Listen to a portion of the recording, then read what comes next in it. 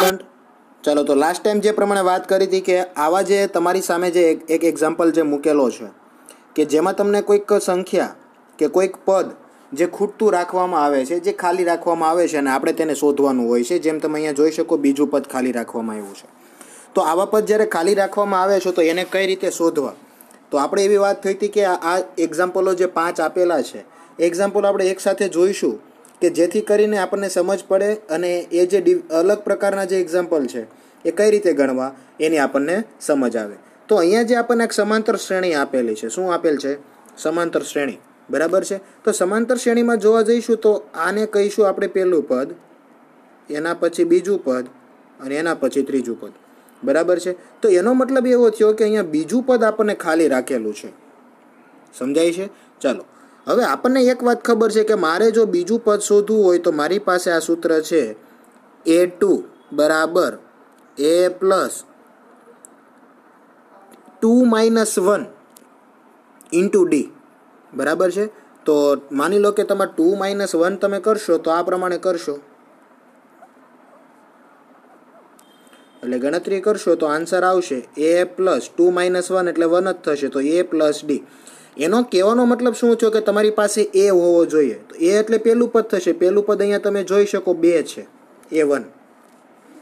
તો એનો મતલબ હવે તમારી પાસે A2 શોધવા માટે જે ઘટે છે એક જ વસ્તુ છે એ છે D ઘટે છે, રાઈટ? આ પ્રમાણે આપણે સમજણ મેળવીએ છીએ, બીજી કોઈ વસ્તુ આપણને સમજ પડતી નથી, એટલે આ પ્રમાણે આપણે ચાલીએ છીએ। તો મારા પાસે એક ખૂટતી આવૃત્તિ છે, ઘટતી આવૃત્તિ છે એ D છે।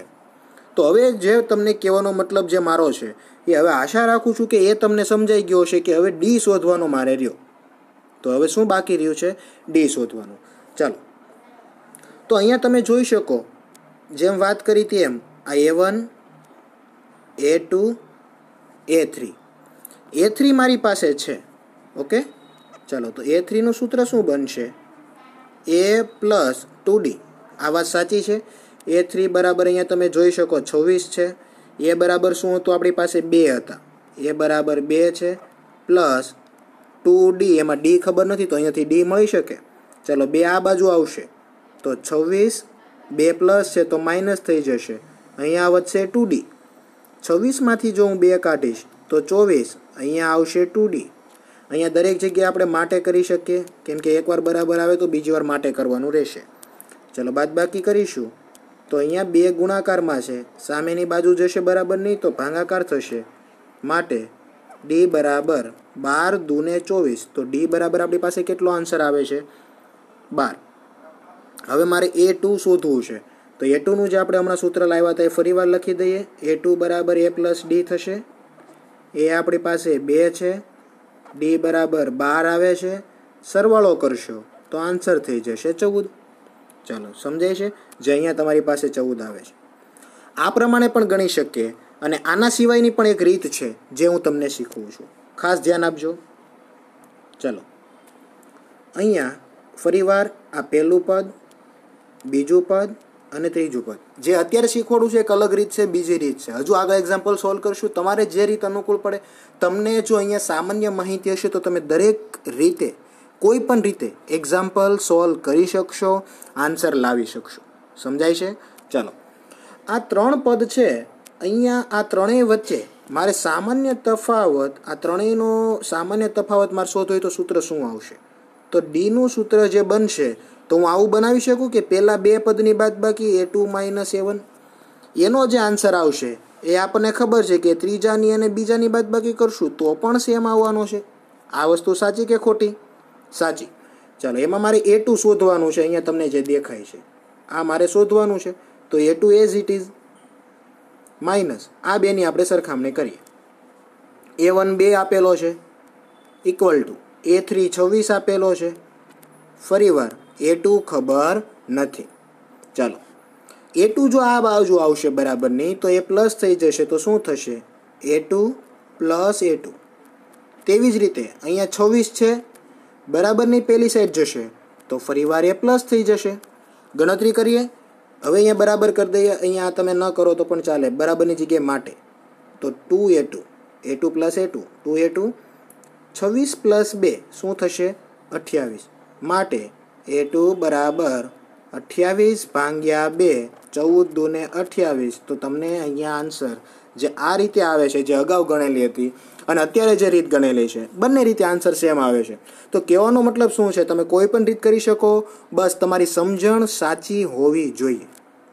આવું જ હજી નેક્સ્ટ એક્ઝામ્પલ જોઈએ કે જે થોડુંક ડિફિકલ્ટ થતું હશે, થોડુંક સમજણ આપણે વાપરવી પડશે તો આપણાથી આન્સર આવશે. બરાબર છે. જોઈએ નેક્સ્ટ એક્ઝામ્પલ. ચાલો, એમાં તમે જોશો તો તમને 4 પદ સમાંતર શ્રેણીના આપેલા છે. એટલે પહેલું પદ A1, A2, A3 અને એના પછી આપેલું છે A4. તો મારી પાસે ઘટે છે A1 અને A3, આ બે ઘટે છે. રાઈટ? ઓકે. ચાલો, આ બેને હવે કેમ શોધીશું એની વાત કરીએ. મારી પાસે ટોટલ 2 પદ ઘટે છે, પહેલું પદ અને ત્રીજું પદ. મને બીજું પદ આપેલું છે A2. A2નું સૂત્ર શું થશે? A plus D. A2 કેટલું આપેલું છે? 13. તો 13 બરાબર A પ્લસ ડી. ચાલો, આ એક આપણી પાસે વાત આવી ગઈ. એના પછી મને ચોથું પદ આપેલું છે. ચોથું પદ એનો મતલબ A4 એટલે કે A પ્લસ 3D. A4 કેટલો છે? 3. તો શું થશે? A plus 3D. ચાલો, હવે એક બીજું આપણી પાસે આવું સમીકરણ આવી ગયું. એકવાર 13 બરાબર A પ્લસ ડી અને 3 બરાબર A પ્લસ 3D. તો અહીંયા શું કરી શકાય કે તમે જોઈ શકો, અહીંયાથી તમે એની કિંમત આ સમીકરણમાં તમે મૂકી શકો. રાઈટ? તો અહીંયાથી એની કિંમત મારે મૂકવી હોય તો 3 માઇનસ 3D. 3D ને આ સાઈડ મોકલે તો માઇનસ થઈ જશે, તો અહીંયા A વધશે. તો A બરાબર શું કિંમત આવે છે? 3 માઇનસ 3D. તો એની કિંમત આપણે અહીંયા મૂકીએ, ગણતરી કરીએ. 13 બરાબર એની કિંમત 3 minus 3D plus D as it is. આ ડી જે છે એઝ ઇટ ઇઝ ને આ કિંમત આપણે અહીંયા મૂકી દીધી. ચાલો, ગણતરી કરીએ. 3 આ સાઈડ આવશે તો થશે 13 માઇનસ 3 બરાબર. અહીંયા ગણતરી કરીશું. Minus plus minus. 3D માંથી ડી જશે તો 2D. મોટાની નિશાની તો માઇનસ. અહીંયા માટે કરતા જઈએ. ચલો, 13 માંથી 3 જશે તો 10. અહીંયા આવશે માઇનસ 2D. આ માઇનસ છે, માઇનસ 2 છેદમાં આવશે તો ડી બરાબર 10 છેદમાં માઇનસ 2. ગણતરી કરીશું તો આન્સર આવશે માઇનસ 5. તો ડીની કિંમત શું આવી ગઈ? માઇનસ 5, જે તમે અહીંયા પણ જોઈ શકો. તો યાદ રાખજો, ડી બરાબર માઇનસ 5 કઈ રીતે આવે છે. ચાલો, ડી બરાબર જે માઇનસ 5 આવે છે એ ડી બરાબર માઇનસ 5 જે આપણી પાસે ગણતરી આવી છે ને અહીંયા પણ મૂકી શકાય. તો ડી બરાબર માઇનસ 5 અહીંયા મૂકી દઈએ તો 3 માઇનસ 3 ડી બરાબર માઇનસ 5 બરાબર A. ગણતરી કરીએ. 3 માઇનસ માઇનસ પ્લસ 3 પંચા 15 બરાબર A. તો A બરાબર 3 પ્લસ 15 કેટલો આન્સર આવશે? 18. તો અહીંયા તમે જોઈ શકો A બરાબર આપણી પાસે એટલે કે પહેલું પદ આપણને મળે છે 18, જે અહીંયા પણ આવી જાય છે. ચાલો, A બરાબર 18, ડી બરાબર માઇનસ 5, આ બંને કિંમતો યાદ રાખજો. હવે આપણે શોધવાનું છે ત્રીજું પદ. તો ત્રીજું પદ શોધવું આપણા માટે ખૂબ સિમ્પલ છે, કારણ ત્રીજું પદ એટલે A3. A3નું સૂત્ર શું થશે? A plus 2D. ચલો, A બરાબર આપણી પાસે કેટલી કિંમત આવી હતી? ફરી વાર જોઈ લઈએ. A બરાબર આવે છે 18 ને ડી બરાબર માઇનસ 5. તો કિંમત બંનેની મૂકી દઈએ. ગણતરી કરીએ. 18 પ્લસ માઇનસ માઇનસ 2 પંચા 10. 18 માંથી 10 જશે તો 8 વધશે. તો આ તમને શું મળી ગયું? A3. ઇવન કહેવાનો મતલબ તમને જે શોધવાનું કીધું છે તમારે કઈ રીતે શોધવું એ તમને અત્યાર સુધીનું જે બેઝિક એક્ઝામ્પલ આપણે સોલ્વ કર્યા છે ને બેઝિક ગણતરીથી શીખ્યા છે એની જો માહિતી છે તો તમે દરેક એક્ઝામ્પલના આન્સર તમે લાવી શકશો કોઈ પણ રીતે. આ જ એક્ઝામ્પલને તમે અલગ રીતે પણ કરી શકો, જે હમણાં આપણે આગળ શીખ્યા છે. બરાબર છે? ચાલો, હજુ નેક્સ્ટ એક્ઝામ્પલ આવો કંઈક થોડોક ડિફિકલ્ટ જોઈએ. ચલો, સેમ એક્ઝામ્પલ છે, ફક્ત જોવા જઈએ તો એક પદ આપણને થોડુંક અપૂર્ણાંક સ્વરૂપે આપેલું છે. તો અપૂર્ણાંક સ્વરૂપે જે પદ આપેલું છે 9.1/2. તો આને આ પ્રમાણે કરી શકીએ. 9 દુ 18, છેદનો અને બાજુનાનો ગુણાકાર, ઉપરનાનો સરવાળો, તો 19/2 થઈ જશે. જેથી કરીને આપણને સરળ સ્વરૂપ થઈ જાય તો ગણતરી કરવામાં સરળતા રહે. તો હવે શું થશે?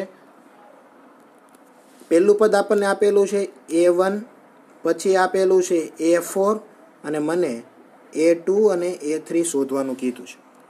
બરાબર છે? ચાલો, કઈ રીતે શોધીએ એની વાત કરીએ.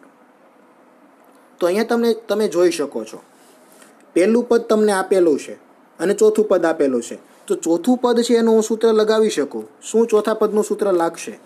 તો A4 બરાબર A પ્લસ 3D લગાવી શકાય.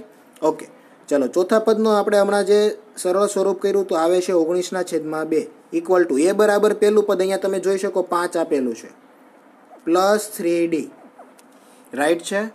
ઓકે, ચલો 19/2 5 આ બાજુ આવશે તો માઇનસ, એના છેદમાં કાંઈ નથી તો 1 ઇક્વલ ટુ અહીંયા બચશે હવે પ્લસ 3D. ચાલો લસા લઈએ. 19 એકા 19, 5 2 10, 2 એકા 2, અહીંયા આવશે 3D.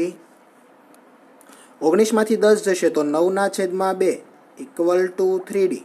તો D બરાબર શું થશે? તો 3ને આપણે છેદમાં આવવા દઈએ. 9/2 ગુણ્યા 3 ગુણાકાર હતા તો ભાગાકાર થઈ ગયા. 3 3 9. તો ડીની કિંમત આપણી પાસે આવે છે 3/2. ચાલો, કેમ કે આપણને ખબર છે કે કોઈ પણ પદ શોધવું છે તો ડી જરૂર પડશે. હવે જો હું તમને શોર્ટકટ ટ્રીક આપી દઉં ને સિમ્પલ, કે આગળ તમે એક્ઝામ્પલ જાતે સોલ્વ કરી શકશો. હવે અહીંયા તમને ખબર છે મારે બીજું પદ શોધવું છે, એનો મતલબ A2. તો A2નું સૂત્ર ખબર છે A પ્લસ ડી થશે. ચલો, એની કિંમત તમને ખબર છે 5, ડીની કિંમત ખબર છે 3/2, 5 કાંઈ નથી તો 1 હશે. ઝડપથી હું તમને ગણતરી કરાવી દઉં. 5 2 10, 3 એકા 3, છેદમાં 2 એકા 2, તો 10 વત્તા 3 13/2. આ તમારો આન્સર થશે. અહીંયા જોઈ શકો તમે. મિશ્ર સ્વરૂપ નહીં ફેરવો તો પણ તમે ચાલશે. તો એના પછી તમારે A3 શોધવાનું છે. તો A3નું સૂત્ર A પ્લસ 2D, બધાની કિંમત મૂકી દો અને ગણતરી કરો. ખૂબ સિમ્પલ છે, બરાબર. એટલે એક્ઝામ્પલ આવા પ્રકારના જ્યારે પૂછાય છે અને કઈ પ્રકારે સોલ્વ કરવા એની તમને અહીંયાથી આઈડિયા આવવો જોઈએ અને સમજણ પડવી જોઈએ. જોઈએ નેક્સ્ટ એક્ઝામ્પલ. ચલો, કંઈક થોડોક ડિફિકલ્ટ એક્ઝામ્પલ છે કે એમાં તમારે કંઈક વધારે મહેનત પણ કદાચ કરવી પડે, પરંતુ આગળ એક્ઝામ્પલ સોલ્વ કરીને જેવો જ છે. આપણને પહેલું પદ આપેલું છે, આપણને છેલ્લું પદ એટલે કેટલામું થાય છે? 1 2 3 4 5 અને 6. એનો મતલબ એ છઠ્ઠું પદ થાય છે. જે 6 આપણને આપવામાં આવ્યો છે એ આપણું છઠ્ઠું પદ છે, એટલે A6 કહી શકાય. ચાલો, તો હું A6નું સૂત્ર આ મૂકી શકું ખરા? A6 બરાબર A પ્લસ 5D.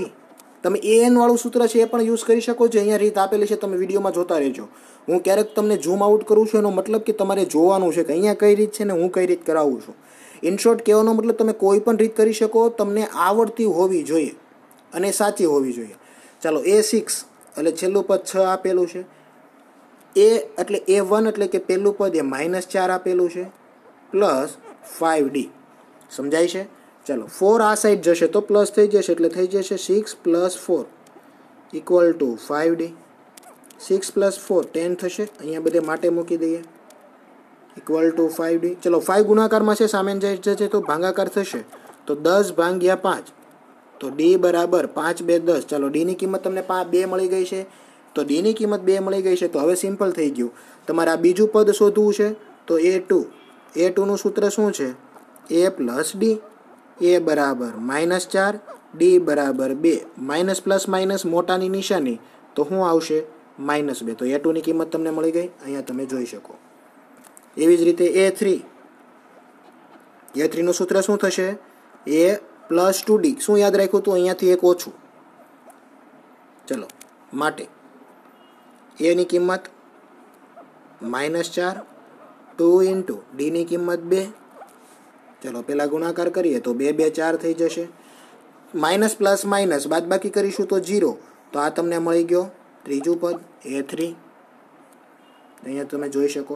તો હવે મારે તમને આગળ A4 અને A5 શીખવાડવાની જરૂર નથી, કારણ કે તમને હવે આવડશે. ફક્ત તમારે કિંમત મૂકવાની છે અને સાચી ગણતરી કરવાની છે.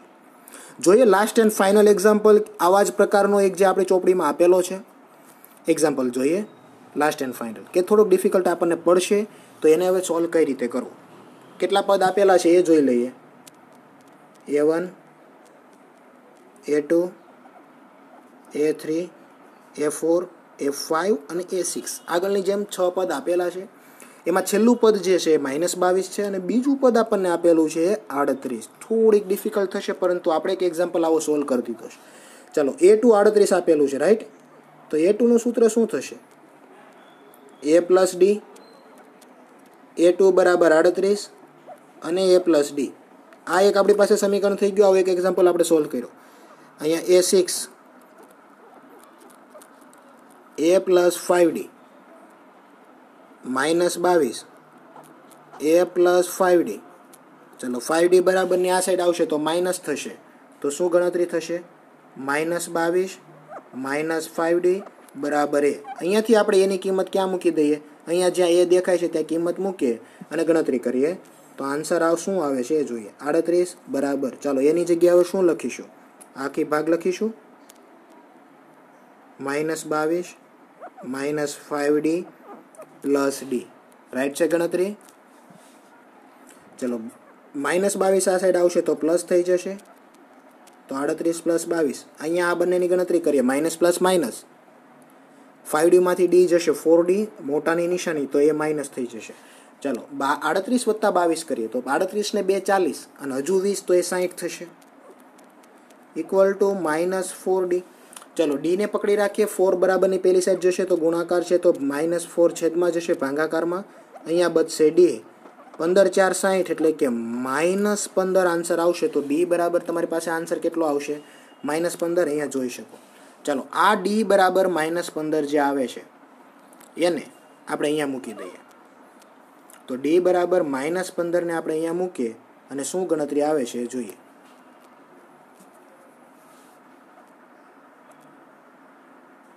માઇનસ 22 માઇનસ 5 ડીની કિંમત માઇનસ 15 બરાબર એ.